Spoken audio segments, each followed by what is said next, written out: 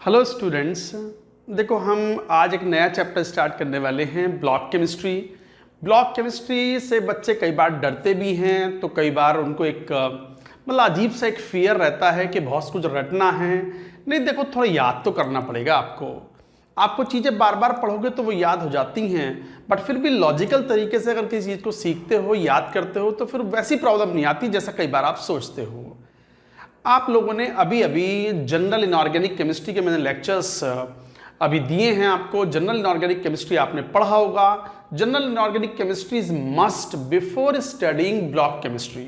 कभी भी block chemistry पढ़ना है, particularly nitrogen, oxygen, halogen family, तो उससे पहले आपको it is necessary to study general inorganic chemistry. जैसा कि मैंने कहा, जनरल इनऑर्गेनिक केमिस्ट्री में जितने भी मेजर लॉजिकल पॉइंट्स हैं of block chemistry, logical reactions, वो सब हमने निकाल करके एक तरीके से पढ़ा दी है।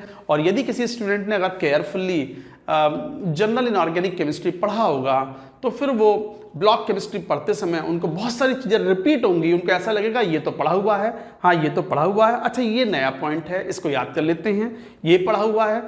यूँ मान लो कि block chemistry is nothing but 30 to 40% of chemical bonding and nearly 20 to 30% remaining of general inorganic chemistry। बाद में जो 20-30% बचता है that we are going to see here।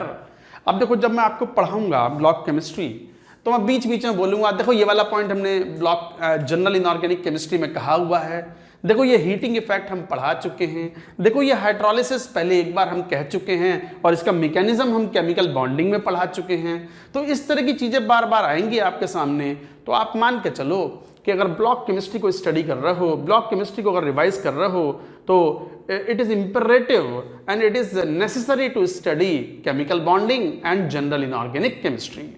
तो केमिकल बॉन्डिंग और जनरल इनऑर्गेनिक केमिस्ट्री पढ़ें, उसका काफ़ी कुछ रोल, काफ़ी कुछ यूज़ आता है इन ब्लॉक केमिस्ट्री। अच्छा, ब्लॉक केमिस्ट्री में जैसे बात करें तो ब्लॉक केमिस्ट्री में वैसे तो एस ब्लॉक होता है, पी ब्लॉक होता है, डी ब्लॉक, ये मेन ब्लॉक्स होते हैं। एफ ब्लॉक भी होता है जेई मेन के सिलेबस में, जेई एडवांस में तो मेंशन नहीं होता, बट उसमें कुछ इन्फॉर्मेशन होती है, वो प्योरली थियोरेटिकल है। बहुत ज़्यादा कंपाउंड्स तो उसमें कुछ पढ़ने ही नहीं होते। Certain points are there about their electronic configuration and trends of size and all that, वो पढ़ने हैं। वो जब आएगा तो हम उसके बारे में बात करेंगे। तो ब्लॉक केमिस्ट्री में S block, P block, D block. First we are going to talk about P block. अच्छा, P block mostly non metals होते हैं और नॉन मेटल्स के एनायंस होते हैं एसिड रेडिकल्स। तो इसका मतलब क्वालिटेटिव एनायंस नेसेसरी है फॉर स्टडीइंग ब्लॉक केमिस्ट्री। तो फिर क्या क्या इंपॉर्टेंट हो गया ब्लॉक केमिस्ट्री पढ़ने के लिए? Chemical bonding, qualitative anions, cations नहीं, कैटायंस मेटल के होते हैं mostly and they will be necessary for studying D block elements. तो डी ब्लॉक तो हम बाद में लेंगे, कैटायंस भी बाद में लेंगे, बट अभी स्टूडेंट्स अगर ब्लॉक केमिस्ट्री पढ़ रहे हैं, खासकर nitrogen, oxygen family, halogen noble gases, then it is important to study chemical bonding, it is important to study qualitative anions and then general inorganic chemistry। general inorganic chemistry revise किए बगैर block chemistry कभी revise नहीं करेंगे, keep in mind. तो चलिए बात करते हैं ब्लॉक केमिस्ट्री में। हम पहले बात करने वाले हैं nitrogen and oxygen family.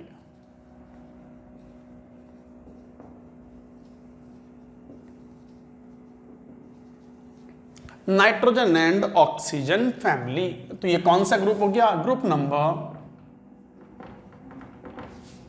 15 and 16, IUPAC group number 15 and 16। सबसे पहले चलिए हम बात करते हैं अबाउट ग्रुप 15, तो नाइट्रोजन फैमिली।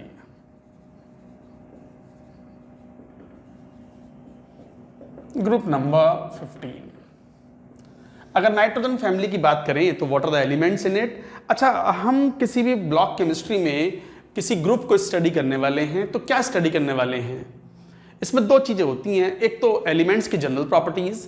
जनरल प्रॉपर्टीज़ मतलब एलिमेंट्स कौन हैं, उनके मेल्टिंग पॉइंट्स के ऑर्डर क्या हैं, उनके इलेक्ट्रॉनिक कॉन्फ़िगरेशन के ऑर्डर क्या हैं, ऑक्सीडेशन स्टेट्स कॉमनली क्या होंगी, और भी कोई अगर उसके बारे में इंफॉर्मेशन है कि कौन डबल बॉन्ड बनाता है, किसकी स्ट्रक्चर क्या होगी, कौन सॉलिड है, कौन लिक्विड हैं, all those and their behaviour towards hydrogen, halogen, water and oxygen. तो इस तरह की जो चीज़ें हैं that we are going to take up in first part. ज़्यादा इंपॉर्टेंट पार्ट होता है कंपाउंड्स और उनकी केमिकल रिएक्शंस। कंपाउंड्स कौन, जैसे नाइट्रोजन फैमिली है, द मोस्ट इंपॉर्टेंट कंपाउंड जिस पर जेई एडवांस्ड ने, जेई मेन ने lot of questions have been asked, वो है अमोनिया। अमोनिया एक इंडस्ट्रियली बहुत इंपॉर्टेंट कंपाउंड भी है because it is used for manufacturing fertilizers and for other purposes like laboratory reagent and for Ostwald process of production of HNO3। आएगा सब वो लिखवाऊंगा मैं आपको। देखो बहुत डिटेल में तो हम नहीं लिखवा सकते वरना आपकी कॉपी भर जाएंगी और आप याद भी नहीं कर पाओगे। We will deliver you the very very important points जो आप नोट करोगे और तो भी आपका अच्छे खासे पेजेस इसमें लिखे जाएंगे। In addition to that you have to read compulsorily NCERT। NCERT block chemistry में जरूर पढ़ना है, खासकर एक बार नोट्स बना लो अच्छे से, यहाँ पढ़ो और उसके बाद NCERT ब्लॉक केमिस्ट्री में या इनऑर्गेनिक में पढ़ना जरूरी है, कंपल्सरी है, यू माने।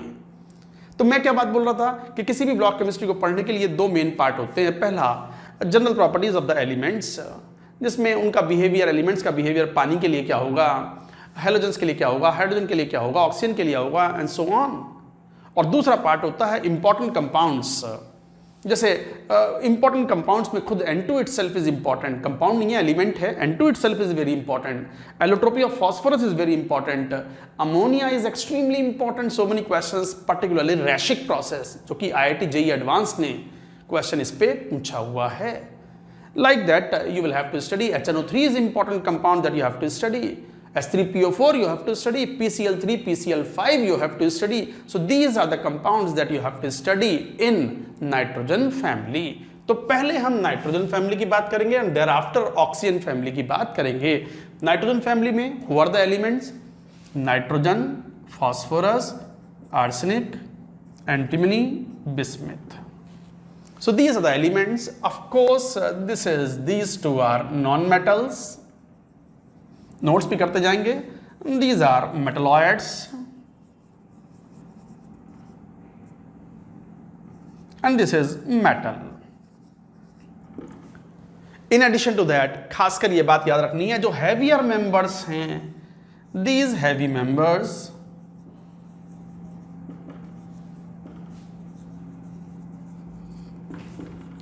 show common oxidation state +3 +5। तो +3 +5 कॉमन ऑक्सीडेशन स्टेट शो करते हैं, आर्सेनिक +3 +5 दोनों में, एंटीमनी +3 +5 एंड बिस्मिथ +3 +5। आपको एक इफेक्ट पढ़ना होता है that is very very important, that is applicable for boron family, carbon family, nitrogen family, even to some extent oxygen family, that is called inert pair effect. तो क्या है inert pair effect?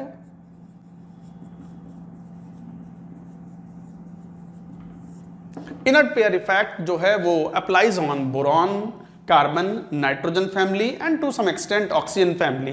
क्या कि among the heavy members the stability of the lower oxidation state they differ by 2। Oxidation state का difference 2 से difference होता है, +3 and +5।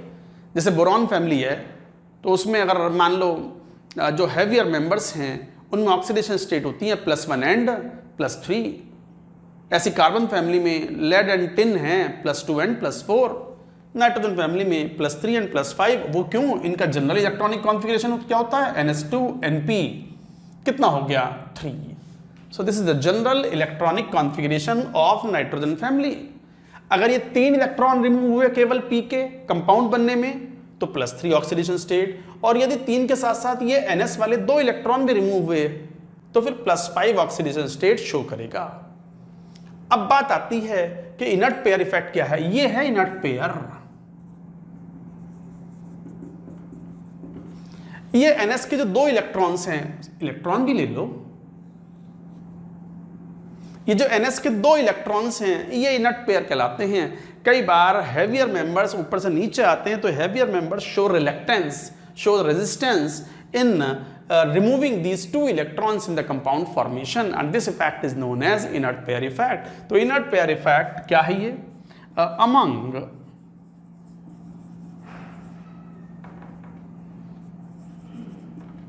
heavier members of, मान लो अभी nitrogen family, boron, carbon, nitrogen family elements, तो among heavier members of the boron carbon nitrogen family elements, stability of lower oxidation state increases from top to bottom.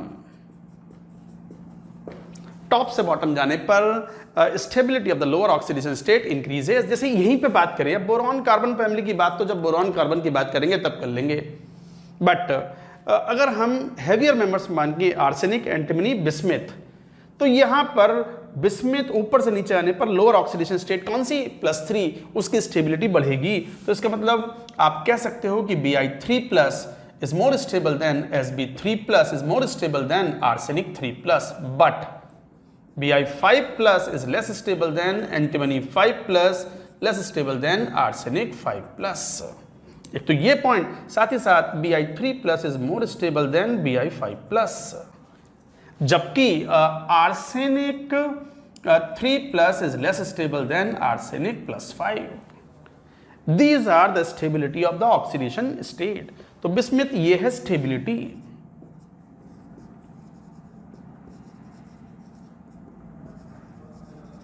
So this is the stability order.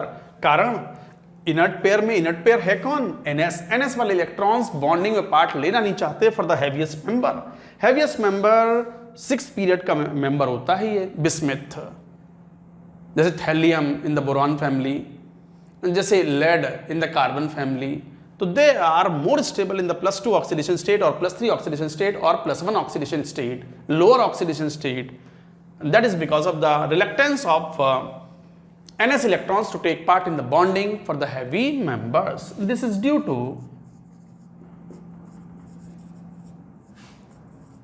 reluctance of heavy members, heaviest. So this is due to the reluctance of heaviest members of group to use their NS electrons, NS2 electrons in bonding. क्यों lower oxidation state stable है, क्यों +3 में वो जाना चाहते हैं, क्योंकि NS के 2 इलेक्ट्रॉन बॉन्डिंग में पार्ट लेना नहीं चाहते in case of the heaviest members.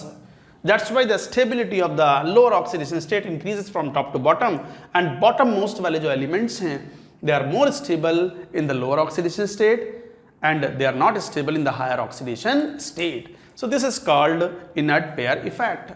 तो inert pair effect is quite important, ये एक बार ध्यान से लिखेंगे।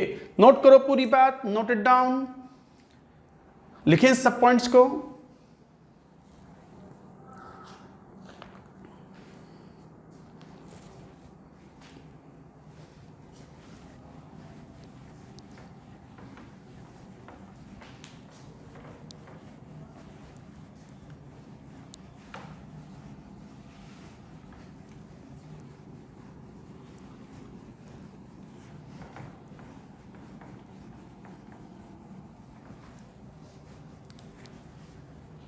अब कुछ और पॉइंट्स यहाँ पर आएंगे, जनरल पॉइंट्स हैं, ये जनरल प्रॉपर्टीज हैं अबाउट द एलिमेंट्स।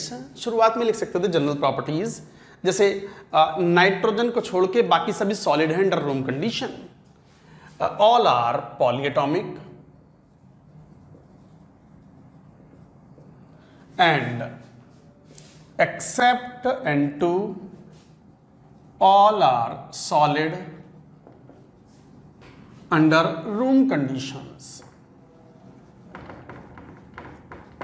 तो रूम कंडीशंस पर सभी सॉलिड हैं accept N2, N2 is gas. अच्छा, साथ ही साथ मेल्टिंग पॉइंट जनरली बढ़ते हैं from top to bottom, but यहाँ थोड़ा सा एक्सेप्शन शो होता है। मेल्टिंग पॉइंट नाइट्रोजन से फॉस्फोरस आते हैं, बढ़ते हैं, फॉस्फोरस से आर्सेनिक भी बढ़ते हैं, बट उसके बाद घटते हैं। तो मेल्टिंग पॉइंट इंक्रीज फ्रॉम nitrogen to arsenic and then decreases। तो मेल्टिंग पॉइंट नाइट्रोजन से आर्सेनिक तक बढ़ते हैं and thereafter and then decreases. क्यों?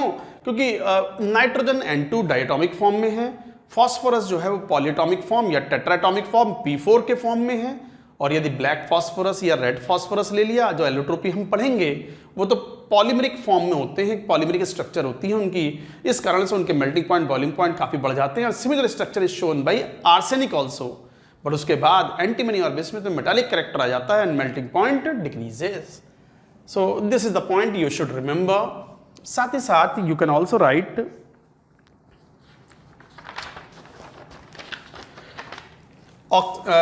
melting point of phosphorus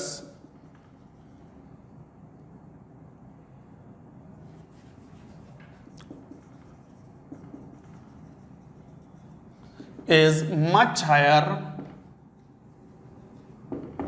than nitrogen due to its atomicity।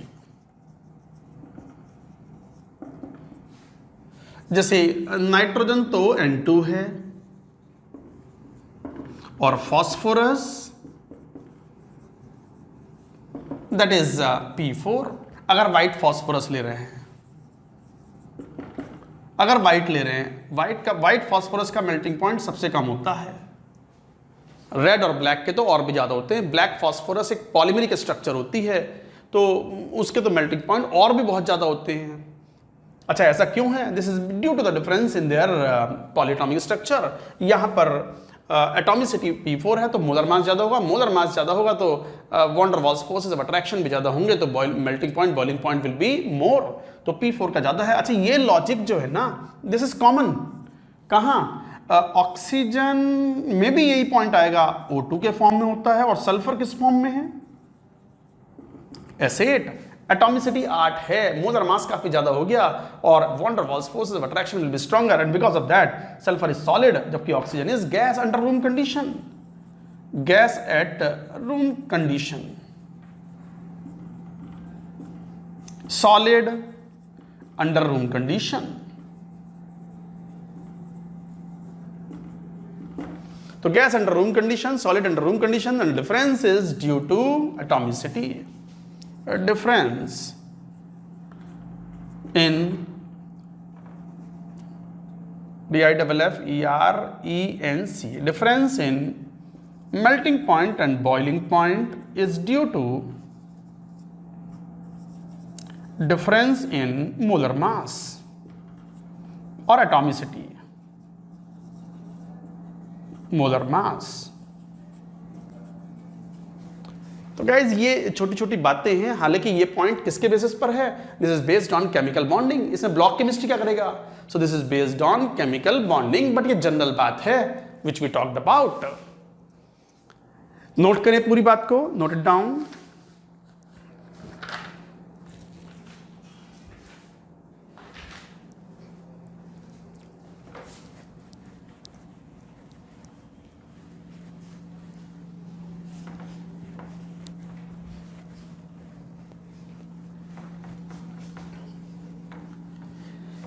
अच्छा, इंटरमीडिएट ऑक्सीडेशन स्टेट में nitrogen और फास्फोरस के जो ऑक्सी एसिड्स बनते हैं, they undergo disproportionation, they are not stable.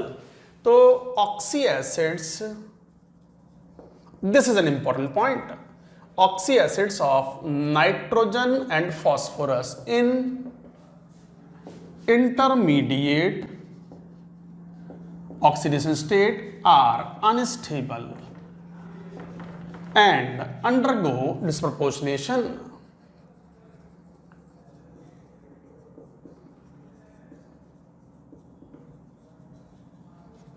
and undergo disproportionation। क्या disproportionation? जैसे HNO2 है, एक्वस सॉल्यूशन में एग्जिस्ट करता है, ये अनस्टेबल है, इट कन्वर्ट्स टू +3 में है, ये intermediate oxidation state, HNO3 + NO + H2O। I think it is 3, यहां पर 2, 2 और 1 3, 4, 3 और 3 6। Now it is balanced, so like that in H3PO3 heat करने पर undergoes disproportionation H3PO4 plus phosphine gas. Similarly, H3PO2, this is in +1, this is in +3 oxidation state. आप heat करते हो तो it undergoes H3PO3 plus phosphine. हालांकि further heat कर दोगे तो you will get H3PO4 plus phosphine. अब कहोगे कि सर ये कौन सा नया पॉइंट है? नहीं, this point I told in general inorganic chemistry in heating effects. ध्यान से देखना, मैंने वहां हीटिंग इफेक्ट में बताया हुआ है कि ऑक्सी एसिड्स को जब हीट करते हैं तो किस तरह के प्रभाव पड़ते हैं and what kind of compounds can be formed. So these are the important cases of disproportionation. They undergo disproportionation, oxidation as well as reduction. यहां +5 में आ गए and this is +2, this is +5 and this is -3, this is +3 and this is -3, +5 and -3, यहाँ +1 में था। So these are all examples of disproportionation। अच्छा, कई बार students को लगता है कि सर इतना सारा कैसे होगा? इतना सारा कहाँ, अभी तो शुरू हुआ है, अभी तो पार्टी शुरू हुई है, अभी तो गेम स्टार्ट हुआ है, आगे आगे देखो क्या होता है। थोड़ा सा जुड़ के चलो, मेहनत करो, मेहनत से भागोगे तो ब्लॉक केमिस्ट्री तो पहले ही उड़ा बैठा था, अब फिर उड़ जाएगा। बहुत सारे स्टूडेंट ड्रॉप करते हैं, कई बार पढ़ते हैं, जैसे पहले उड़ गया वैसे ही अब उड़ जाएगा। अरे भैया मेहनत करो, कंफर्ट जोन से बाहर निकलो। तो अभी तो ये पार्टी शुरू हुई है, ये कोई भूत नहीं है, ये कोई भूत पिशाच चुड़ैल नहीं है ये जिनसे इतना डर रहे हो तुम, समझे? अब तो बड़े हो गए हो। बच्चे छोटे होते हैं तो डरते हैं कई बार भूतों से, मैं खुद डरता था। मैंने शायद किसी दिन कहा भी था कि एक मेरे घर के पास में एक पीपल का पेड़ था गांव में, और मुझे बहुत डर लगता था। डर क्यों लगता था? आप ही के फ्रेंड्स, आपके कज़न, बड़े भाई जो होते हैं, वो कई बार किसी चीज़ की ऐसी इमेज बना देते हैं कि बस आपके मन में डर बैठ जाता है। चलो अब बात आई है भूतों की और चुड़ैलों की, तो मैं चलो वो पॉइंट बता ही देता हूँ। ये this is my story of my village. Uttar Pradesh में, यूपी में, करीब दिल्ली से around 160 kilometres away my native town is there. बहुत छोटा सा एक टाउन है मुरादाबाद डिस्ट्रिक्ट में। घर है हमारा, घर वैसे पुराने घर होते हैं जैसे, और खूब बड़ा सा एरिया होता है। शाम होते ही वहाँ साए साए साए की आवाज़ आनी शुरू हो जाती है। खूब पेड़ पौधे हैं, लोग कम होते हैं, और मेरे घर के पास ही जो मेन रोड है वहीं पर एक पीपल का पेड़ है, काफी बड़ा पीपल का, बड़ा पुराना पीपल का पेड़ है, काफी ऊंचा। अब क्या है वो, मैं ये बात होगी कब की, मैं जब हो सकता है हो 11-12 साल का हूँगा टाइप से, समवेयर अराउंड 6-7 क्लास और समथिंग लाइक दैट। और भूत वूत का डर तो देखो दिमाग में बैठ जाता है कई बार, कितना भी आप मन को समझा लो भूत वूत कुछ नहीं होता, बट फिर भी कोई अगर पीछे से आहट कर दे, या कोई मान लो भूतों की मूवी देख ले, कोई एविल डेड दिखला दे, तो डर तो लगता ही है ना। तो बिल्कुल वही चीज़ थी हमें जब हम 6-7 क्लास में होंगे। I might be of the age of nearly, मान लो 11-12-13 साल टाइप से होगा, मुझे एग्जैक्टली तो नहीं मालूम, पर मुझे विविड मेमोरी है, मुझे पक्का याद है कि ये चीज़ें होती थी। मेरे कज़न ब्रदर्स हैं, हम 2 भाई हैं, और हमारे जो ताऊ जी के जो लड़के हैं वो हम सबसे बड़े हैं, वो 3 हैं। उनमें से जो हमारे एक भैया हैं, बिरजू भैया, वो बिरजू भैया ने पीपल के पेड़ की एक कहानी सुना दी थी हमें। मैं सुना, मुझे क्या, वो तो सब बैठे हुए थे और मैं भी बैठा हुआ था। और अब गाँव में तो क्या बड़े सुकून से ज़िंदगी चलती है। कौन सा IIT, कैसा है ओलंपियाड, अरे नहीं, सरकारी स्कूल में पढ़ते थे, आराम से मज़े से सोते थे, खाते थे, खुश रहते थे, पिटते पिटाते रहते थे। कुटना कुटाना तो लगा रहता था, मतलब गाँव में तो लगा देते हैं बढ़िया से, और हम बुरा भी नहीं मानते इन चीज़ों का। क्या बुरा मानना, पापा ने कूट दिया, मम्मी ने कूट दिया रख के, कई बार मम्मी कम कूटती थी, इसलिए मम्मी सबसे ज़्यादा प्यारी थी हमें। मम्मी हैं, पापा तो हमारे नहीं हैं, he succumb to his element of cancer, but ठीक है। तो मैं जो कह रहा हूँ, मैं पॉइंट पे आता हूँ, पीपल के पेड़ की बात। तो मुझे याद है कुछ ऐसा है कि घर के बाहर एक चबूतरा था। चबूतरा मतलब एक काइंड ऑफ बाहर में जो जगह होती है, जो कई बार बैठ जाते हैं वहाँ पर। तो वहाँ पे वो बिरजू भैया जो है वो एक चौपाल बिठाए बैठे थे, मैं भी उसमें था, सुन रहा था। तो वो कुछ ऐसी कहानी बोल रहे थे कि शाम को 7 बजे के बाद, अंधेरा होने के बाद, ये जो पीपल का पेड़ है ना, महेंद्र भाई साहब के घर के बाहर, महेंद्र भाई साहब थे वहाँ पर, वो पीपल का पेड़ है ना, इस पर चुड़ैल रहती हैं, भूतों का वास है इस पर। अब हमें बहुत डर लगता था। अच्छा, उन्होंने स्टोरी भी इस तरीके से सुनाई थी कि जब भी तुम इस पीपल के पेड़ से सड़क से होकर के निकलो तो थोड़ा सा ध्यान रखना। कई बार भूत चुड़ैल जो होते हैं ना, वो कई बार सड़क पे चलते रहते हैं। और खासकर चुड़ैलों के बारे में हमने कुछ ऐसा सुना हुआ था, ऐसी इमेज थी कि चुड़ैल जो होती हैं, उनके पाँव जो होते हैं, उनके पंजा पीछे की तरफ होता है, बाकी वो बिल्कुल नॉर्मल दिखते हैं। पंजा पीछे की तरफ होता है और बस इस बात का ध्यान रखना होता था हमें कि भाई चुड़ैल तो नहीं है कोई। अब ऑब्वियस सी बात है, शाम को मान लो अब पापा है या मम्मी है, कई बार बोल देती थी जा बाजार से कुछ दूध ले आ शाम को, या दही ले आ, या कोई और सामान, ब्रेड ले आओ। अब मैं बहुत डरता था, मैं बोलता था बड़े भाई साहब को भेज दो, मैं नहीं जा रहा, शाम को नहीं आऊँगा, मैं दिन में कर लूँगा सारा काम। बट सुनता कौन था हमारी, इतनी देर में तो पड़ सकता था एक, तो मरते क्या ना करते। कई बार बाजार मार्केट में जाना पड़ता था कुछ सामान खरीदने के लिए घर का, तो मान लो शाम को मैं कहता भी था मुझे जल्दी बता दो, पहले तो मुझे 6 बजे 5 बजे बता दो, दिन में मैं भाग के ले आऊँगा। बट नहीं, घर वाले भी बड़े बताते ही जब अंधेरा हो जाता था। तो वो 7 बजे बोलेंगे कि जाओ ये 5 रुपये लो, जाओ ब्रेड ले आओ। ब्रेड भी शायद 5 रुपये की या 3 रुपये की कुछ ऐसी आती थी उस समय पे। अब हम जा रहे हैं। अब हमारे बिरजू भैया ने क्या स्टोरी सुना रखी थी, उन्होंने ये सुना रखी कि जब तू जाइयो ना, अब जाना पड़ता ही था, तो तू देखियो कि कोई लेडीज़ तो नहीं आ रही सामने से। अब लेडीज़ की जो अटायर है हमारे वेस्टर्न यूपी में, अब वो तो वही साड़ी पहनते हैं नॉर्मली, और पाजेब पहनते हैं, पैरों में पायल जिसे बोलते हैं हम। और जब लेडीज़ चलती हैं, my mother also wear all this, तो पाजेब है तो वो छन छन की आवाज़ तो आती ही है। और उन्होंने ऐसी कहानी सुना रखी थी कि चुड़ैल भी पाजेब पहनती हैं ताकि उन्हें लगे, मतलब उन्हें कोई पहचान ना पाए। और आम लेडी की तरह जैसे पाजेब या पायल पहनते हैं, वैसे ही जो है वो चुड़ैलें भी पहनती हैं। तो जब तू जाओ ना पेड़ के नीचे से, तो देख लो कि सामने से कोई लेडी तो नहीं आ रही, या पीछे से कोई लेडी तो नहीं आ रही। और यदि लेडी आ रही है, छम छम की आवाज वो तो होनी ही है, तो उसके पांव की तरफ देखो। अगर पांव पीछे की तरफ है तो वो चुड़ैल है, वरना it is a normal human being, a normal female. तो हम बस जाते और जाते हुए देखते रहते कि कोई लेडी तो नहीं आ रही और कोई पीछे से तो कोई नहीं आ रहा।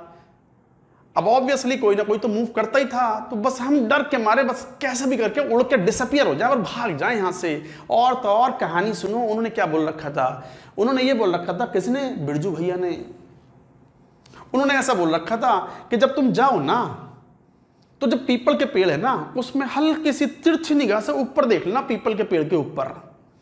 कई बार ये जो चुड़ैल होती है ना, ये बिजी होती हैं, डांस वांस करते रहते हैं ये पेड़ों के ऊपर। इनके भी तो सेलिब्रेशंस होते हैं, इनके यहाँ भी तो शादी वादी चलती रहती होंगी चुड़ैलों में। तो उन्होंने ऐसा सिखा रखा था हमें कि तुम तो ऊपर देख लेना, ऊपर चुड़ैल जो है पेड़ों पर तखत वखत डाल के, तखत मतलब वो कॉट टाइप का, वो डाल करके उस पर डांस कर रहे होंगे।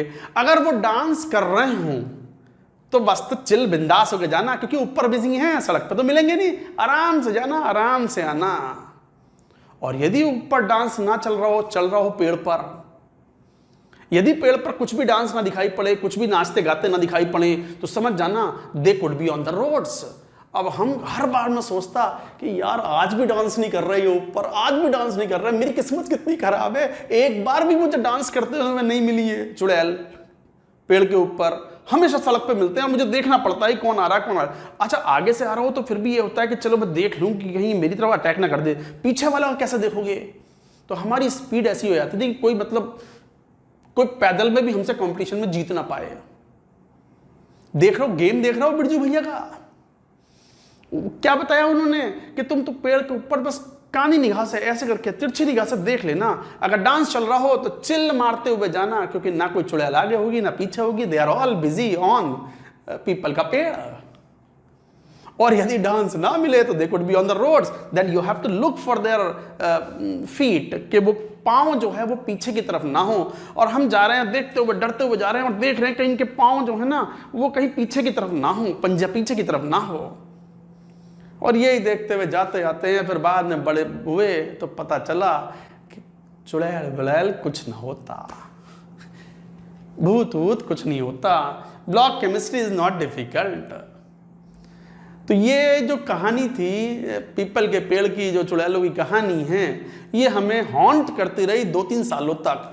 और जब हम 9th क्लास में आ गए तो हमें समझ में आ गया कि यार ऐसे थोड़ी होता है, बेवकूफ़ खूब बदली है।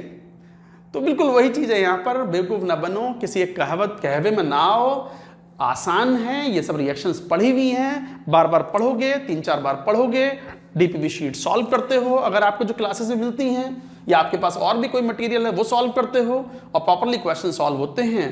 That's it, you have won the battle, you win over block chemistry. तो block chemistry is not difficult, the only thing is आप थोड़ा सा क्वालिटेटिव एनालिसिस अच्छे से रिवाइज करो, एनायन को रिवाइज करो फॉर पी ब्लॉक पढ़ने के लिए, कैटायंस को रिवाइज करना होगा for studying D block. Chemical bonding का 30-40% रोल होता है इस चैप्टर में, तो केमिकल बॉन्डिंग भी पढ़ें। और जनरल इनऑर्गेनिक केमिस्ट्री में मैंने मेजर इंपॉर्टेंट चीजें निकाल के बाहर रख दी हैं, जैसे ये 3 बहुत इंपॉर्टेंट रिएक्शन हैं, तीनों reactions already it is available in the general inorganic chemistry. तो आज चलो मैंने इंट्रोड्यूस कर दिया, बहुत ज़्यादा पढ़ाया नहीं है। पीपल की कहानी भी, पीपल के पेड़ की कहानी भी मैंने आपको अपनी आप बीती आपको बता भी दी। आई होप कि आप बोर नहीं हुए होंगे, बट चलिए आज यही स्टॉप करते हैं। बाकी next lecture we shall take rest of the part of it. देखो ब्लॉक केमिस्ट्री हमने स्टार्ट किया है। ब्लॉक केमिस्ट्री में first we are taking nitrogen oxygen family. Nitrogen oxygen family में मैंने बताया कि हम पहले नाइट्रोजन फैमिली की बात करेंगे and thereafter we shall take oxygen family. जैसा कि मैंने कहा भी था कि जब भी ब्लॉक केमिस्ट्री पढ़ना है you have to first revise chemical bonding as well as general inorganic chemistry. और क्वालिटेटिव एनालिसिस अगर रिवाइज करते हो एनायनिक पार्ट, तो ब्लॉक केमिस्ट्री में पी ब्लॉक के लिए it is very much useful. तो हम पॉइंट्स पढ़ रहे थे, जनरल पॉइंट्स, जनरल बिहेवियर। उसी में नेक्स्ट पॉइंट, ये जो सेकेंड पीरियड एलिमेंट्स होते हैं ना, चाहे वो बोरॉन फैमिली हो, कार्बन फैमिली हो, नाइट्रोजन फैमिली हो, ऑक्सीजन फैमिली हो, हैलोजेंस हो, दे शो एक्सेप्शनल बिहेवियर। तो second period elements show exceptional behaviour. Second period elements show exceptional behavior from rest of the elements. From rest of the elements. Because क्या, एक तो second period elements की electronegativity ज़्यादा होती है, size छोटा होता है। तो due to small size and high electronegativity of second period elements, और दूसरा इनके वैलेंस शेल में डी ऑर्बिटल नहीं होते। Absence of D orbitals in valence shell. तो सेकेंड पीरियड के एलिमेंट्स, अच्छा सेकेंड पीरियड के सभी एलिमेंट्स, जैसे एल्कली मेटल्स पढ़ोगे, जब एस ब्लॉक पढ़ोगे तो lithium shows different kind of properties than rest of the elements. Beryllium का बिहेवियर बिल्कुल अलग होता है। ऐसे ही बोरॉन का बिहेवियर पूरी बोरॉन फैमिली में थोड़ा डिफरेंट होता है, और उसके 2 main reason, due to the high electronegativity and small size पहला, और दूसरा उनके वैलेंस शेल में डी ऑर्बिटल नहीं होते। और डी ऑर्बिटल वैलेंस शेल में नहीं होते, वैलेंस शेल में केवल 2s और 2p है, तो 4 ही ऑर्बिटल हैं। So they can not have the covalency more than 4, 4 bond से ज़्यादा नहीं बना सकते। इसी का एग्जाम्पल ये है, for example second period elements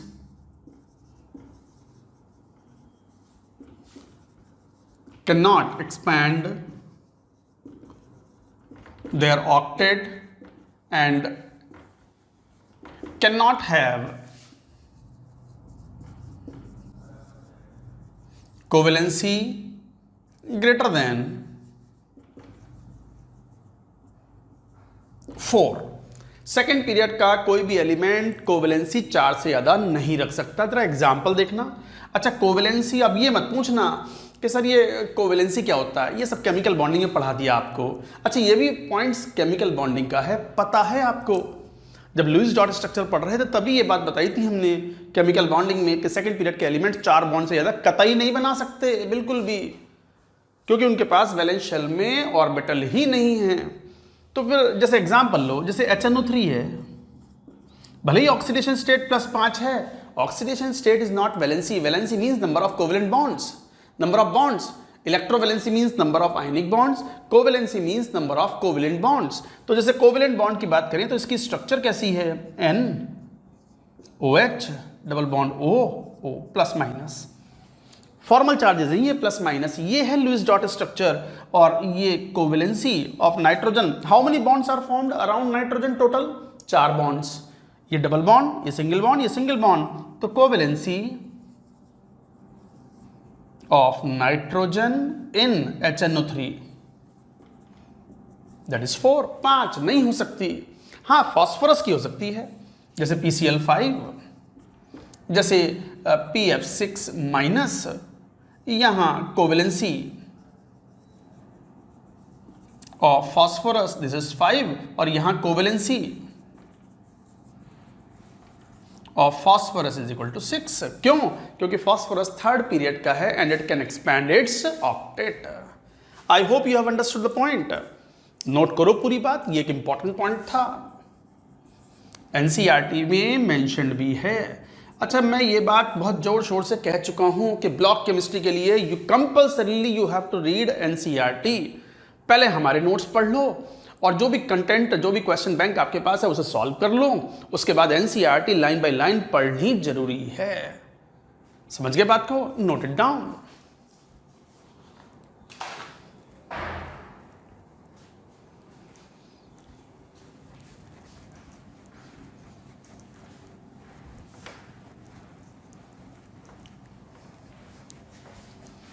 अच्छा, सेकंड पीरियड एलिमेंट्स का बिहेवियर थोड़ा डिफरेंट होता है। इसका एक एग्जांपल तो यही था कोवेलेंसी वाला, एक एग्जांपल तो यही था कोवेलेंसी वाला। एक और एग्जांपल की बात करते हैं, अनदर एग्जांपल।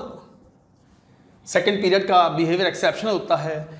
सिंगल, ये भी केमिकल बॉन्डिंग का पॉइंट है, single NN bond is weaker then single PP bond.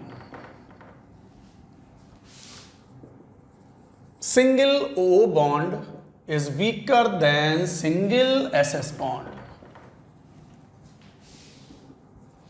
ये तो बहुत ही इंपॉर्टेंट क्वेश्चन है, IIT में आ भी चुका है। बट केमिकल बॉन्डिंग का क्वेश्चन कहलाएगा। मैंने कहा ना, ब्लॉक केमिस्ट्री मतलब 30-40-50% तक केमिकल बॉन्डिंग। तो single FF bond is weaker then single CL bond. ऐसा क्यों? अगर जैसे एग्जांपल लो FF, F2 और Cl2,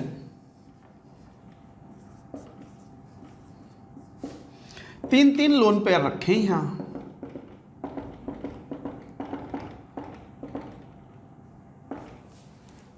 तो क्लोरीन एटम या फ्लोरीन एटम पर 3 लोन पेयर है। फ्लोरीन का साइज बहुत स्मॉल होने की वजह से, 3 लोन पेयर्स होने की वजह से लोन पेयर या जो अनबॉन्डेड इलेक्ट्रॉन्स हैं उनमें हैवी स्टेरिक रिपल्शंस होते हैं and this bond becomes weak. In F2 FF bond becomes weak due to heavy repulsion between lone pairs on small sized F atoms। F2 के अंदर F बहुत छोटा एटम है, इसके ऊपर 3 लोन पेयर रखे हैं और 2 फ्लोरीन 3 लोन पेयर लेने के बाद लड़ते हैं आपस में, गुत्तम गुत्था हो जाते हैं, ये रिपल्शन मारते हैं एक दूसरे को और कहते हैं हट, वो कहता है हट, पीछे की तरफ फेंकते हैं एक दूसरे को, जिसकी वजह से बॉन्ड स्ट्रेच हो जाता है, बॉन्ड स्ट्रेस्ड बॉन्ड हो जाता है और बॉन्ड इज वीकर। और यही कारण है कि ऑर्डर जो है वो ये है, Cl2 bond is stronger than Br2 and then F2 and then I2। This is the decreasing bond energy. This is very important data. हालांकि हैलोजन फैमिली में ये आएगा आपके सामने। केमिकल बॉन्डिंग में तो आया ही था, हैलोजन फैमिली में फिर आएगा। मैंने कहा ना, block chemistry is all 40-50% of chemical bonding. तो गाइज ये कुछ इंपॉर्टेंट पॉइंट्स थे। तो ये भी एक अच्छा इंपॉर्टेंट पॉइंट है कि सिंगल सेकंड पीरियड का जो बॉन्ड होता है, अगर लोन पेयर है उसके ऊपर, so that will be a weaker bond in comparison to the third period elements, similar type of elements. अब यहीं पे यही तो बात आती है, यहां N2 एग्जिस्ट करता है, यहां P4, क्योंकि phosphorus is not very comfortable in making the PP bond. Large size के एटम्स PP की अच्छी साइडवेज ओवरलैपिंग नहीं कर पाते, that's why it forms P4 covalently bonded single bonded cyclic structure, जबकि N2 बहुत कंफर्टेबल है in making the triple bond. और N2 एक इनर्ट गैस है, ये भी लिखो। N2 is considered to be an inert gas. Inert gas मतलब नॉन रिएक्टिव,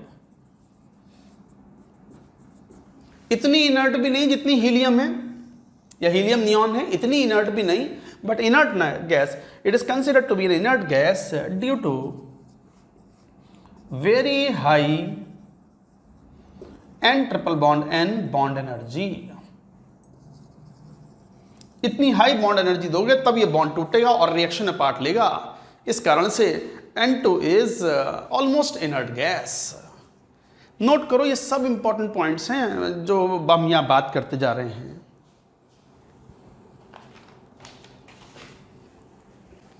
नोटेड? राइट। चलो बात करते हैं इन नाइट्रोजन फैमिली के एलिमेंट्स के का बिहेवियर क्या है towards hydrogen, towards oxygen, towards halogens, and let us C.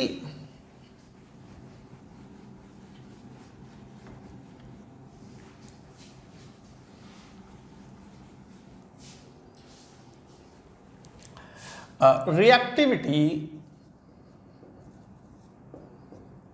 Towards H2 hydrogen. Hydrogen से रिएक्शन करते हैं और बनाते हैं कंपाउंड लाइक NH3, तो EH3 टाइप का कंपाउंड बनता है इनका। जैसे कौन? NH3, EH3, ASH3, SBH3, like BiH3। Ammonia, phosphine, arsine, stibine, bismuthine बोल सकते हैं इसको। अच्छा, जरा एक बात देखो यहाँ पर, कई इंपॉर्टेंट पॉइंट्स हैं। जैसे जैसे जैसे साइज बढ़ता जा रहा है वैसे वैसे BiH बॉन्ड या SBH बॉन्ड वीक पड़ता जाएगा, बॉन्ड लेंथ ज़्यादा होगी, क्योंकि बिस्मिथ और एंटीमनी का साइज काफ़ी लार्ज है and the bond becomes weaker. तो this is thermally stable, thermally unstable, and this is thermally highly stable.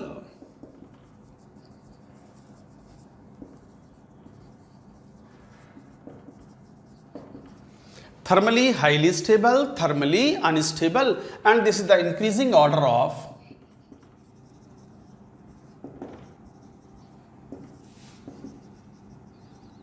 thermal stability. So this is the increasing order, decreasing, सही करो, decreasing order of thermal stability. कभी कभी ऐसा हो जाता है कि हम बोल रहे हैं कुछ, लिख रहे हैं कुछ, कभी कभी उंगलियां और हम जो बोल रहे हैं they are not in sync, synchronize नहीं होते वो, तो कभी कभी गलत चला जाता है। तो बच्चों कमेंट्स में लिख दिया करो आप, मैं वहाँ पे जवाब दे देता हूँ। तो कई बार बोल दूंगा, उस कमेंट को पिन भी कर देंगे ताकि सब बच्चे उसे देख लें कि हाँ इसमें क्या गलती है, and correct thing also can be mentioned over there. हो जाता है ये, to err is the human, गलती तो इंसान से ही होती है, तो बता दिया करें, इसमें कोई बहुत हम ऑफेंसिव फील नहीं करते, we are also human being. तो गाइज ये, अच्छा इसी में एक और बात, इनके अंदर bond angles are close to 90 degree. Bond angle are close to 90 degree due to what? कौन सा नियम बतलाइयो, बोलो कौन सा नियम? कौन सा नियम है वो? ड्रैगोज रूल, बहुत ही इंपॉर्टेंट ड्रैगोज रूल। तो bond angles are close to 90 degree, Drago's rule, no hybridisation in PH3, ASH3, SbH3 etcetera. इनके अंदर हाइब्रिडाइजेशन नहीं होता, यही तो थ्योरी है Drago's rule. Pure p orbitals take part in the chemical bond formation with the hydrogen atoms in such cases where they have at least one lone pair of electron. तो ये ड्रैगोस rule के कारण bond angle, जबकि यहां bond angle कितना है आप जानते हो, this is nearly 107 degree. Lone pair की वजह से बॉन्ड एंगल थोड़ा घट जाता है, बट इनमें तो बॉन्ड एंगल ही नहीं है, तो एक तरीके से ये डिक्रीजिंग ऑर्डर है ऑफ थर्मल स्टेबिलिटी। तो डिक्रीजिंग ऑर्डर है तो ऐसा लिख भी दो, बॉन्ड एंगल का भी एक तरीके से यही ऑर्डर हो गया, order of the bond angle. अच्छा, रिड्यूसिंग नेचर, रिड्यूसिंग नेचर सबसे ज्यादा BiS3 की होगी, क्योंकि BiS3 हीट करने पर बड़ी इजीली डिकम्पोज होकर हाइड्रोजन दे देगा, और जो हाइड्रोजन आसानी से देगा क्या है वो, रिड्यूसिंग एजेंट। तो since BiH3 has weak BiH bond, so easily gives H2 and hence is a powerful reducing agent। Powerful ना भी बोलो तो गुड रिड्यूसिंग एजेंट, अच्छा रिड्यूसिंग एजेंट है बोल सकते हो। तो रिड्यूसिंग पावर NH3 कौन, PH3 ASH3 SbH3 BiH3, increasing reducing power.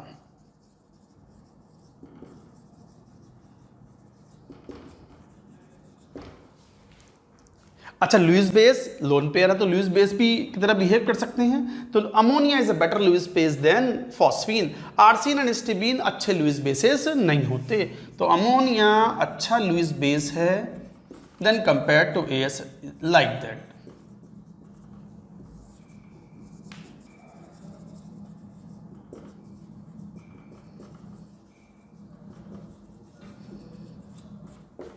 Decreasing Lewis base nature, तो it is a good Lewis base. Lewis base है जब तो एक अच्छा लिगेंड है, it is a very common ligand. Ammonia is a very common ligand, बहुत सारे metal ion के साथ में कॉम्प्लेक्स बनाता है। अच्छा, एक और बड़ा इंपॉर्टेंट, सब केमिकल कुछ ना, ये ब्लॉक केमिस्ट्री चल रहा है क्या ना, ये ब्लॉक केमिस्ट्री ना है, this is all chemical bonding. Chemical bonding में ये बहुत इंपॉर्टेंट पॉइंट था कि अमोनिया में हाइड्रोजन बॉन्डिंग होती है, but still the hydrogen bonding is not very strong because of the flipping of the NH bonds, और इस कारण से अमोनिया का बॉइलिंग पॉइंट PH3 से ज्यादा है, AS3 से ज्यादा है, बट SbH3 से कम है। तो बॉइलिंग पॉइंट का ऑर्डर ये है BiH3 SbH3 then ammonia ASH3 PH3, ये है डिक्रीजिंग बॉइलिंग पॉइंट। और ये एक्सेप्शन क्यों है, due to H bond. Cut तो नहीं गया, मैं जरा चेक कर लूं,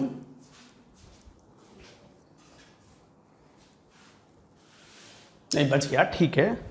तो ये these were the points related to hydrogen. Hydrogen का बिहेवियर ये है, EH3 टाइप का कंपाउंड है। ई कौन है, जैसे nitrogen, phosphorus, arsenic, antimony, bismuth, इस टाइप से। नोट करो, ये इंपॉर्टेंट पॉइंट्स थे, ये भी एक इंपॉर्टेंट इंफॉर्मेशन है। बट ऑल केमिकल बॉन्डिंग, इसमें ब्लॉक केमिस्ट्री कुछ नहीं है, बट जब क्वेश्चन बैंक आप सॉल्व करोगे तो चूंकि कंपाउंड्स हम बात कर रहे हैं फास्फोरस के, नाइट्रोजन के, आर्सेनिक के, तो आप चाहो तो उसे ब्लॉक केमिस्ट्री में रख दो, चाहो तो उसे केमिकल बॉन्डिंग में रख दो। NCERT ने केमिकल बॉन्डिंग तो बहुत छोटा सा दिया हुआ है, हम केमिकल बॉन्डिंग पढ़ाते हैं तो 30-40% ब्लॉक केमिस्ट्री उसी में कवर अप हो जाती है, इसलिए केमिकल बॉन्डिंग हमारा बहुत बड़ा चैप्टर होता है। एटीट्यूड डेवलप होता है स्टूडेंट्स का उस चैप्टर में। गाइस नोट करें इस सब बात को, नोट इट डाउन। इसके बाद लेंगे reactivity towards oxygen, note it down.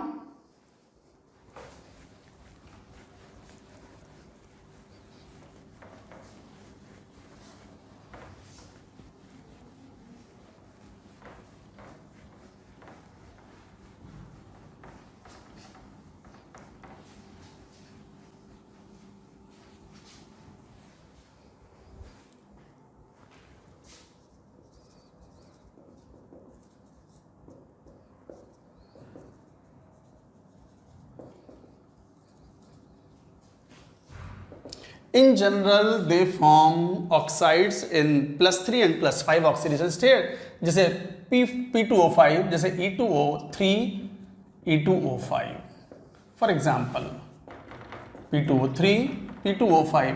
हालांकि ये भी डाइमर के फॉर्म में एग्जिस्ट करते हैं। P4O10 and P4O6 exist as dimer।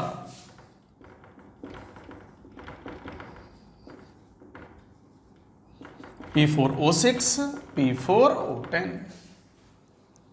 तो ये +3 ऑक्सीडेशन स्टेट में and this is +5 oxidation state. हालांकि नाइट्रोजन एक वाइड वैरायटी ऑफ ऑक्साइड्स बनाता है। Nitrogen forms a wide variety of oxides। Nitrogen forms a wide variety of oxides। तो wide variety of oxides nitrogen बनाता है। जैसे देखें तो N2O, NO, N2O3, N2O4। अच्छा, N2O4 और NO2 एक ही बात होती है। NO2 को अगर कूल डाउन करो तो it becomes dimer. And N2O5 +5 में +4, ये एक ही बात है, +4 +3 ऑक्सीडेशन स्टेट, +2 +1। ये दोनों इनर्ट, ये दोनों न्यूट्रल ऑक्साइड्स हैं। बता चुके हैं ये सब हम। Neutral oxides, no reaction with water. Neutral oxide की परिभाषा ये होती है, they do not react with water and paramagnetic.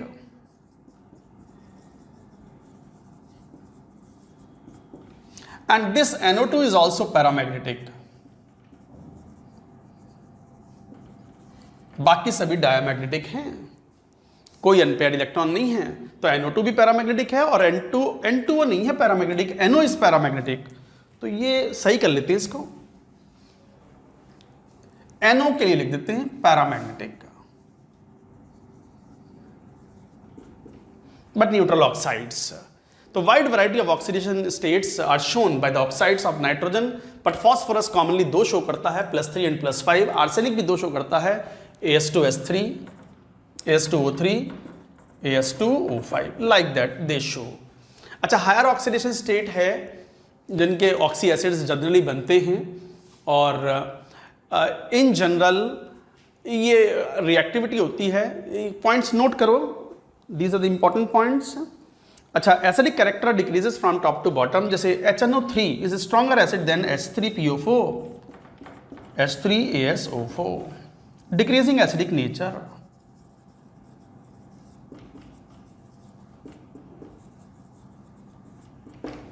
Decreasing acidic nature. Similarly, H2SO4 is more acidic than H2SeO4, जबकि +6 में है ये भी +6 में है, more acidic।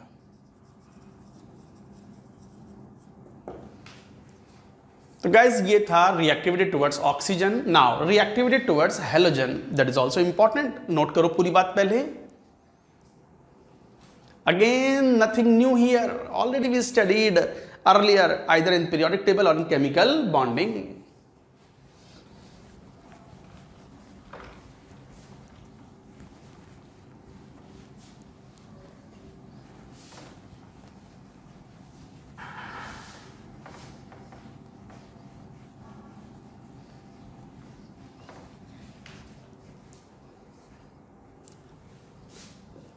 reactivity towards halogen। जैसे नाइट्रोजन के हैलाइड्स की बात करें तो केवल NF3 स्टेबल है, बाकी नाइट्रोजन के हैलाइड्स अनस्टेबल हैं। Among halides of nitrogen only NF3 is stable। NCl3 is explosive। NCl3 explosive है, ये एक इंपॉर्टेंट पॉइंट है। NCl3 is explosive and NBr3 and Ni3 exist as their ammoniates. जैसे कौन? NBr3.6NH3, Ni3.6NH3, ये अमोनिएट्स के फॉर्म में एग्जिस्ट करते हैं. प्योर फॉर्म में NBr3 और Ni3 does not exist and they are also unstable. NCl3 is explosive. Explosive है, इसका मतलब एक्सप्लोड करता है, तो इसका मतलब अनरिएक्टिव कंपाउंड है ना, इसका मतलब अनस्टेबल कंपाउंड है ना. स्टेबल कंपाउंड है तो उसकी रिएक्टिविटी कम होगी, अनस्टेबल कंपाउंड है तो रिएक्टिविटी ज्यादा होगी. नोट करो ये पॉइंट्स. अच्छा, ये तो पता ही है नाइट्रोजन पेंटाहेलाइड्स नहीं बन सकता. और हेलाइड्स जैसे बनते कौन से हैं इन जनरल? ECl3 या EX3 ऐसे बोल दो. EX5 +3 में +5 में. जैसे कौन? बहुत ही important compound PCl3, PCl5. IIT JEE को खास पसंद है.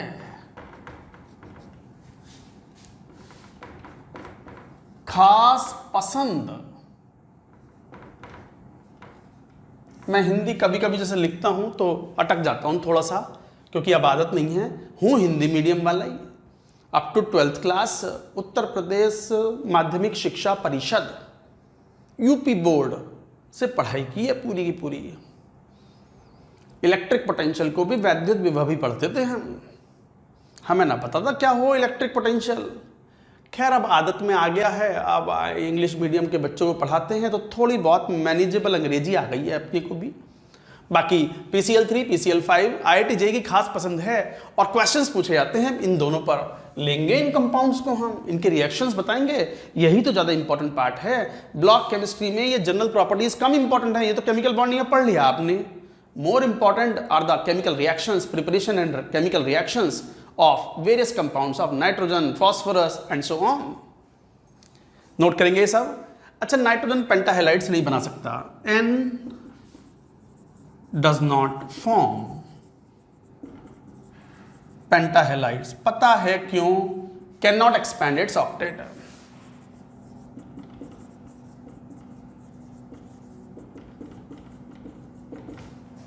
Cannot expand its octet. So like that you say. Except BiF3, all other are covalent. All other halides of nitrogen family are covalent. BiF3 is ionic. It is ionic. आयनिक इसलिए क्योंकि fluoride ion का polarisation properly नहीं हो पाता. फजान्स rule. Again chemical bonding. मैं कितनी बार chemical bonding शब्द बोलूंगा देखो इसमें, क्योंकि मैं आपको रियलाइज करवाता रहता हूं कि केमिकल बॉन्डिंग रिवाइज कर लो. ब्लॉक केमिस्ट्री पढ़नी है, केमिकल बॉन्डिंग रिवाइज करो, पीरियोडिक टेबल रिवाइज करो, और जनरल इनऑर्गेनिक केमिस्ट्री जो पढ़ाया वो पहले पढ़ो, और क्वालिटेटिव एनायंस पहले पढ़ना है फॉर पी ब्लॉक, और क्वालिटेटिव कैटायंस पढ़ना होगा बिफोर स्टडीइंग डी ब्लॉक. मैं इतनी बार बोल दूंगा ना ये बात कि आपको खाते पीते सोते और जना क्या क्या करते हुए यही याद रहेगा कि ब्लॉक केमिस्ट्री से पहले क्या क्या पढ़ना है. सारा डर निकाल दूंगा तुम्हारे दिमाग को से. लिखो इस सबको. Now reactivity towards metals.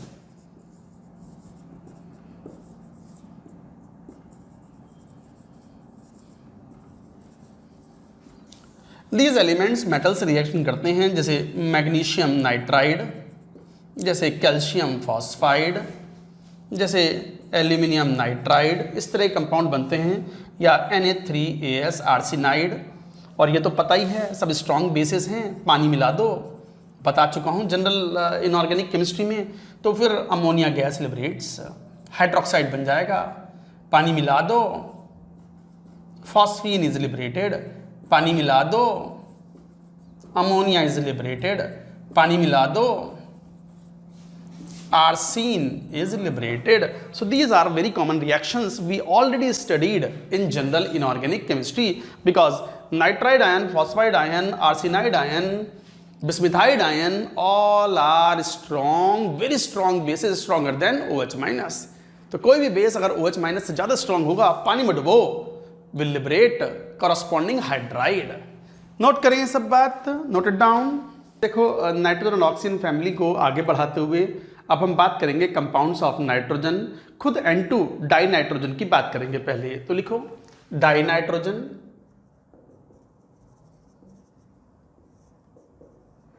N2 क्या प्रिपरेशन है,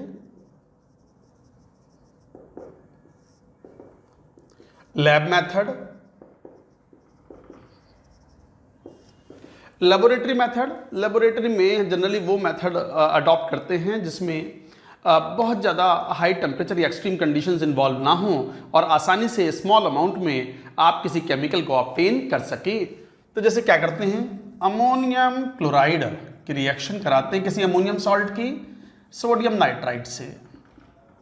सोडियम नाइट्राइड एक ऑक्सीडाइजिंग एजेंट है, nitrite ion, and this gives N2 plus H2O plus sodium chloride. This is obtained. Another method of preparation is heating the ammonium salts with oxidizing an ion. ये पढ़ चुके हैं हम general inorganic chemistry में कि यदि non oxidising anion होगा तो ammonia will be the product, और यदि ऑक्सीडाइजिंग एनायन होगा तो N2 या N2O will be the product when ammonium salts are heated. By heating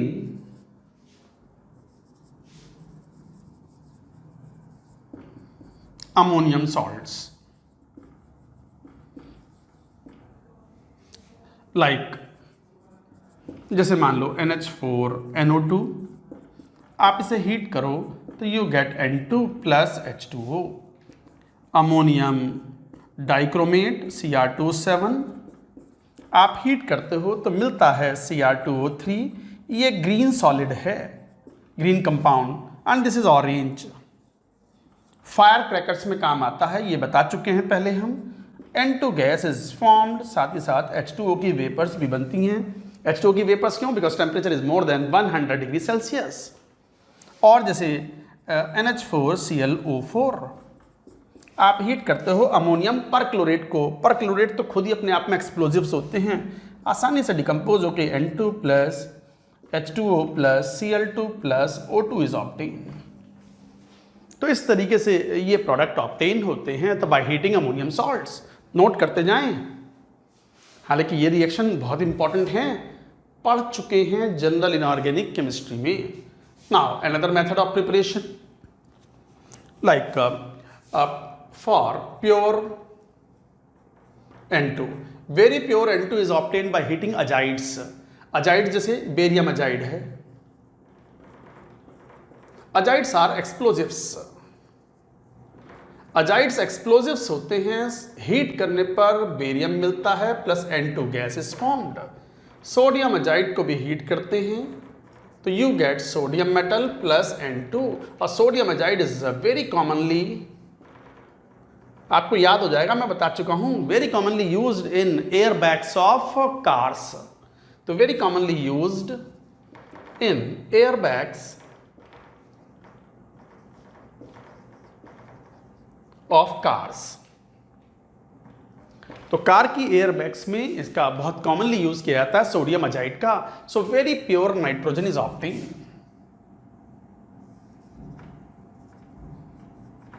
pure N2। So this is the method of preparation of pure N2 and this is an important reaction. JEE में आ चुकी है reaction कि which of the following on heating will give the very pure nitrogen? Answer azide. Metal azides को heat करेंगे तो N2 will be obtained। Note करते जाएं। So these are the methods of preparation of N2। अच्छा, large scale production, commercial production of N2 is obtained or is done by liquefaction and fractional distillation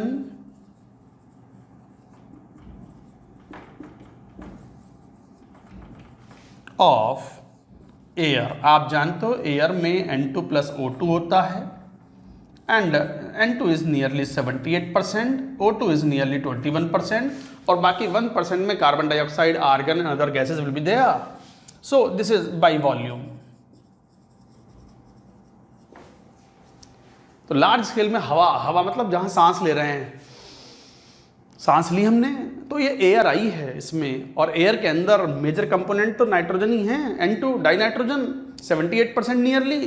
तो जब इसको हम liquefy करते हैं और फ्रैक्शनल डिस्टिलेशन करते हैं तो due to the difference in the boiling point of the nitrogen and oxygen both can be separated out by the method called fractional distillation. तो fractional distillation of air is done after liquefaction.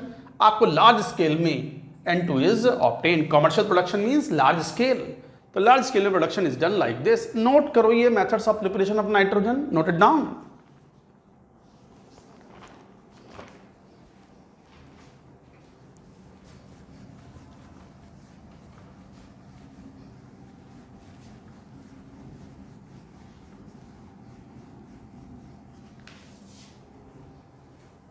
Fifth, from ammonia, from NH3। Ammonia के oxidation से भी nitrogen को obtain किया जा सकता है। कैसे? मान लो अमोनिया की रिएक्शन कराओ Cl2 के साथ में, पावरफुल ऑक्सीडाइजिंग एजेंट है, you get N2 gas plus साथ में ammonium chloride is formed. Temperature low temperature रखते हैं, लो टेम्परेचर इज मेंटेन। अच्छा, यहीं पे एक इंपॉर्टेंट पॉइंट है, never use excess of Cl2, otherwise explosive NCl3 will be formed। लिखो इस बात को कि अमोनिया के साथ एक्सेस ऑफ Cl2 कभी यूज ना करें। अगर एक्सेस ऑफ Cl2 यूज करोगे तो वो जो Cl2 है, जो N2 बना है ना, इसको भी निपटा देगा, इसको भी ऑक्सीडाइज कर देगा और क्या बना देगा? NCl3 which is explosive. और हम नहीं चाहते कि NCl3 बने। हजार्ड भी है, एक्सप्लोसिव हजार्ड, और साथ ही साथ पर्पस क्या था? पर्पस तो N2 बनाना था ना। So like that you do. साथ ही साथ it can also be oxidised. This is an oxidising agent. Calcium hypochloride, ये भी एक ऑक्सीडाइजिंग एजेंट है, and you get N2 plus CaCl2 is obtained plus H2O। तो hypochloride ion is a good oxidising agent. साथ ही साथ ammonia को अगर हम हीटेड क्यूप्रिक ऑक्साइड या लेड ऑक्साइड से पास कराते हैं, हीटेड CuO, तो फिर N2 गैस इज फॉर्म्ड। साथ में कॉपर या lead metal is obtained or H2O is also formed। H2O is also liberated at such a high temperature in the vapor form। तो heated, तो ये एकदम हाई टेम्परेचर पर हीटेड कॉपर ऑक्साइड और PbO पर अमोनिया गैस पास कराओ, oxidises to N2। So this is also important reaction. ये एक इंपॉर्टेंट रिएक्शन थी। This is also important reaction, you should remember. Note करें, ये सब methods of preparation of nitrogen है और इंपॉर्टेंट रिएक्शंस हैं। Now coming to the properties of nitrogen. Nitrogen एक कलरलेस गैस है, ओडरलेस गैस है, टेस्टलेस गैस है। हवा में है ना, कुछ कलर है क्या हवा का? नहीं। टेस्ट है? कुछ नहीं। ओडर है? कुछ नहीं।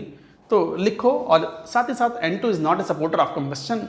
हवा में चीजें बर्न होती हैं because of oxygen, not because of nitrogen. लिखो पूरी बात, फिर लिखेंगे properties of N2।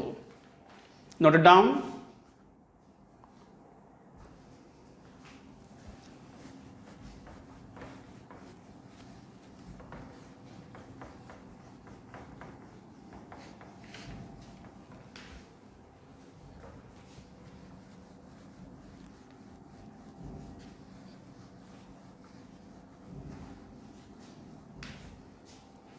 Now properties।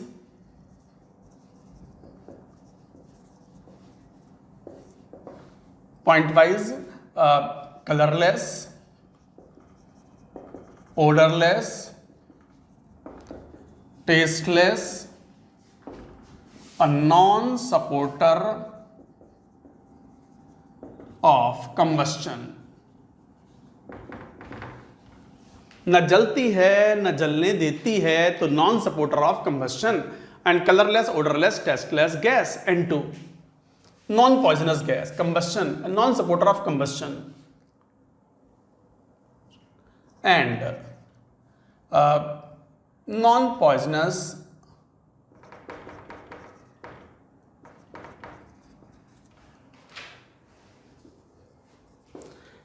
वैसे ये पॉइजन नहीं है, हवा में है तो पॉइजन किस चीज़ का, वो तो हम सांस में ले ही रहे हैं। बट हवा में अगर ऑक्सीजन की कमी, अगर N2 ज़्यादा हो जाए और ऑक्सीजन की कमी क्रिएट कर दे, N2 की परसेंटेज बढ़ती है तो कई बार O2 की परसेंटेज कम हो जाती है, तो ये सांस लेने में दिक्कत आती है। तो वो तो ऑक्सीजन की प्रॉब्लम हुई, N2 की प्रॉब्लम नहीं है। कि अगर N2 की परसेंटेज, O2 की परसेंटेज अगर हवा में कम हो जाएगी, अगर मान लो N2 की परसेंटेज बढ़ा दी तो O2 की परसेंटेज कम हो जाएगी हवा में, तो फिर it causes asphyxiation. Asphyxiation means सांस लेने में दिक्कत, lack of oxygen in blood. तो इट कॉजेज एस्फिक्सिएशन। एस्फिक्सिएशन मतलब बिल्कुल अनकॉन्शियसनेस आ जाती है due to deficiency of O2 in air. It's excess causes, ऐसा लिखो, it's excess in air causes asphyxiation this is due to the deficiency of O2 in air. So this is the property you should remember. हाँ, लेकिन non reactive nature की gas है because of the high enthalpy of high bond energy. N के बीच में triple bond है, इतने strong bond है, टूटता ही नहीं, इसलिए N2 is almost inert in nature. ये बात हम कह चुके हैं थोड़ी देर पहले। इसके बाद सेकेंड पॉइंट, जैसे मैग्नीशियम एल्यूमिनियम N2 के साथ रिएक्शन करता है तो मैग्नीशियम नाइट्राइड एल्यूमिनियम नाइट्राइड बनाता है, और आप जानते हो इनका हाइड्रोलिसिस कराओगे, पढ़ चुके हैं, तो मैग्नीशियम हाइड्रोक्साइड का पीपीटी या एल्यूमिनियम हाइड्रोक्साइड का पीपीटी प्लस कौन सी गैस, अमोनिया गैस। ये तो नियम है, जनरल इनऑर्गेनिक केमिस्ट्री में पढ़ा है कि एनी मेटल नाइट्राइड और hydrolysis produce ammonia gas. So like that you should remember. Third, nitrogen की प्रॉपर्टीज पढ़ रहे हैं, साथ में N2 प्लस 3H2, ये एक रिवर्सिबल प्रोसेस है, और 2NH3 Haber's process, delta H is negative. Haber's method और process for production of ammonia. Ammonia बनाने का एक मेथड भी होता है ये, और इसमें जो कंडीशन है, this is 500 degree Celsius, 200 atmosphere, and catalyst जो यूज करते हैं वो है iron catalyst and molybdenum is promoter. Catalyst की एक्टिविटी को बढ़ा दे, प्रमोट कर दे, तो उसे बोलते हैं प्रमोटर। तो ये याद रखनी है condition, this is important, you have to remember. तो अमोनिया बनाने का एक मेथड है, this is called Haber's method. अच्छा, N2 प्लस 3H2 अमोनिया, ये बड़ा कॉमन क्वेश्चन है, एक्सोथर्मिक रिएक्शन है ये। तो फेवरेबल कंडीशंस क्या हैं, वेरी इंपॉर्टेंट करके, ये NCERT का क्वेश्चन भी है। फेवरेबल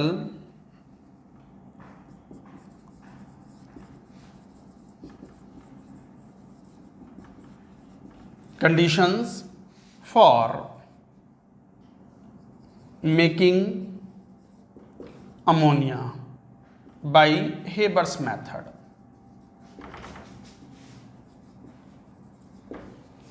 तो फेवरेबल कंडीशंस क्या हैं, एक्सोथर्मिक है तो टेम्परेचर क्या रखें, कम, लो टेम्परेचर। हालांकि बहुत लो टेम्परेचर नहीं करना है, काइंड ऑफ कंप्रोमाइज रखना पड़ेगा। बहुत लो टेम्परेचर कर दोगे तो रेट ऑफ रिएक्शन घट जाएगा, तो अमोनिया का जो रेट ऑफ फॉर्मेशन है वो काफ़ी घट जाएगा। तो टेम्परेचर बहुत कम नहीं करना है, but we have to keep the temperature relatively low. Low का मतलब रूम टेम्परेचर में भी नहीं होगी रिएक्शन, फिर भी 500 डिग्री सेल्सियस मेंटेन करना है। 1000 या 1200 डिग्री सेल्सियस टेम्परेचर मेंटेन नहीं कर सकते, लो टेम्परेचर। अच्छा, प्रेशर बढ़ाओगे तो इक्विलिब्रियम उस डायरेक्शन में शिफ्ट होता है जहाँ पर गैस के मोल्स कम बनते हों। तो हाई प्रेशर, क्योंकि अमोनिया बनाना है, अमोनिया प्रोडक्ट में 2 मोल्स गैस के और यहाँ 4 मोल्स हैं। ये कौन से नियम की बात कर रहे हैं हम, ली चैटिलियर प्रिंसिपल। अब ये मत कहना ये कौन, ये ली चैटिलियर साहब कौन है, ऐसा नहीं, केमिकल इक्विलिब्रियम में पढ़ चुके हैं आप ये सब। High pressure and third high concentration of N2 and H2।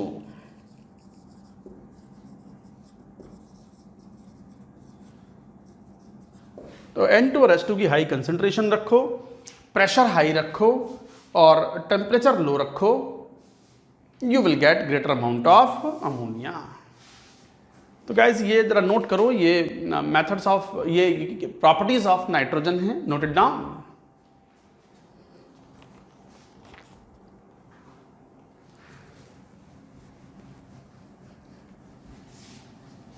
सब याद करने पड़ेंगे, हालांकि काफ़ी कुछ तो इसमें कहाँ आ चुका है, यही इंपॉर्टेंट पोर्शन है। मैंने कहा भी ना, general properties of the elements उतने इंपॉर्टेंट नहीं है जितने कंपाउंड्स की प्रॉपर्टीज इंपॉर्टेंट हैं, उनकी केमिकल रिएक्शंस इंपॉर्टेंट हैं, वो पूछे जाते हैं जेईई एग्जाम में।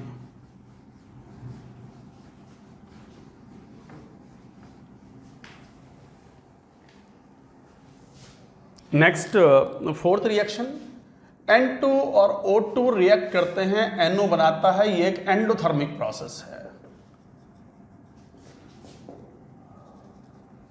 This is an endothermic process and the reactions occur at the very high temperature of nearly 2000 Kelvin. NCERT में मेंशन है टेम्परेचर, वही याद रखने हैं आपको। तो N2 और O2 रिएक्ट करके 2NO नाइट्रिक ऑक्साइड बनाते हैं, एंडोथर्मिक प्रोसेस है।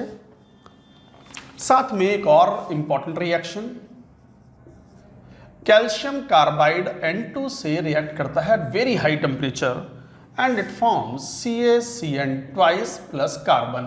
This all together is called nitrolium fertilizer.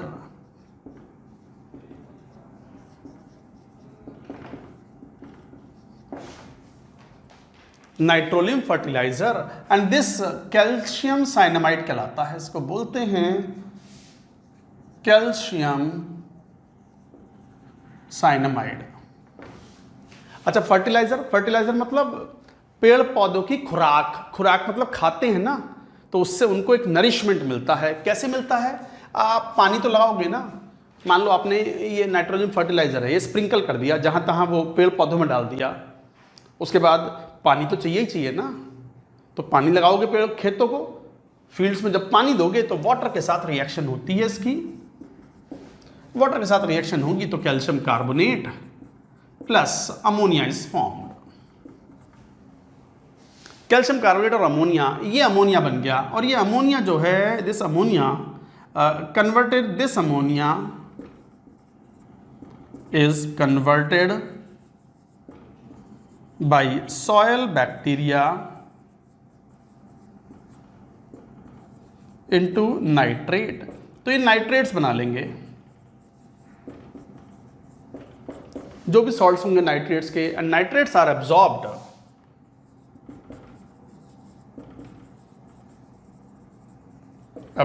Bye plants. पेड़ पौधे खा के बड़े होते हैं, हम भोजन खा के जैसे बड़े होते हैं, बच्चा दूध पीता है, भोजन खाता है, बड़ा होता है, पेड़ पौधों को भी तो फूड चाहिए, तो food is given in the form of ammonia.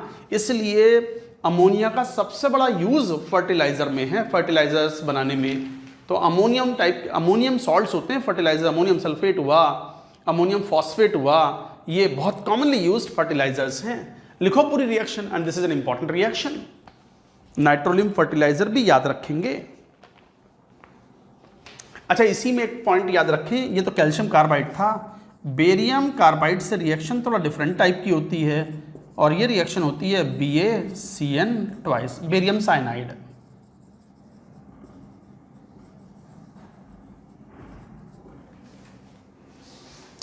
तो ये थे chemical reactions, properties of nitrogen. Note करो पूरी बात, नाइट्रोजन इज ओवर।